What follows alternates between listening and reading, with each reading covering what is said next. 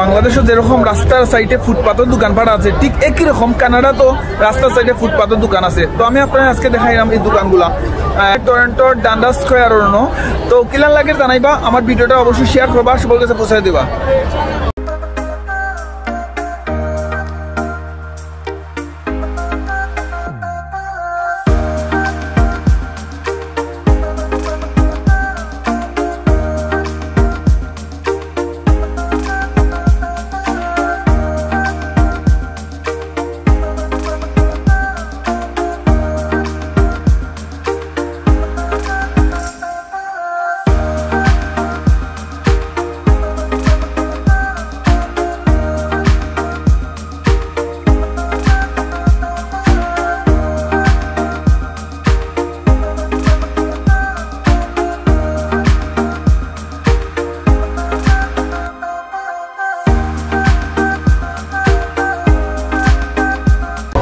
আমি আপনারা দেখানোর চেষ্টা করলাম, আপনারা কিনা লাগছে অবশ্যই জানাবা, ভিডিওটা শেয়ার করবা, সবার কাছে পৌঁছে দিবা।